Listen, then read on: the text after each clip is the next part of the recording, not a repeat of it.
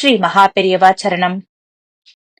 இந்த லோகத்தை சிருஷ்டி பண்ணணும்னா ஒண்ணுல இருந்து இன்னொன்னு உருவாகித்தானே ஆகணும். அதுதான் மாயா சக்தியோட அடிப்படையே. இந்த மாயையில எப்போ நாம சிக்கிக்கிறோமோ அப்போ நமக்கு 3 விதமான அவஸ்தைகள் உண்டாகும். அது என்னன்னா ஜாக்ரத், ஸ்வப்னம், சுஷுப்தி.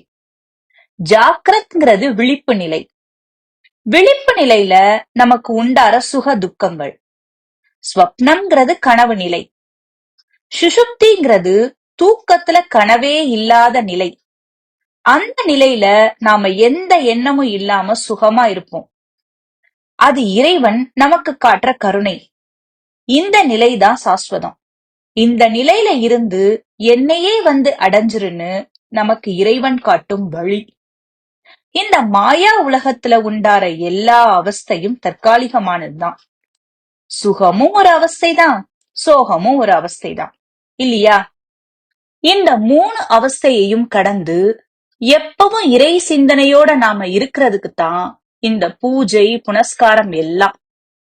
மனசு ஒரு நிலை அடைஞ்சிட்டா அப்புறம் எல்லாமே ஜெயம்தான்.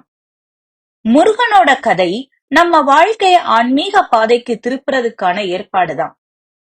அதனால நீங்க எந்த புராண இதிகாச கதைய படிச்சாலும் அதுல என்ன உள்ளார்ந்த அர்த்தம் இருக்குன்னு தேடுங்கோ. அந்த தேடுதல் உங்களை இறைவனை நோக்கி திசை திருப்பும்னு சொல்லி பெரியவா தன் அருளுரைய முடிச்சார். எல்லாரும் சேமமா இருங்கோ.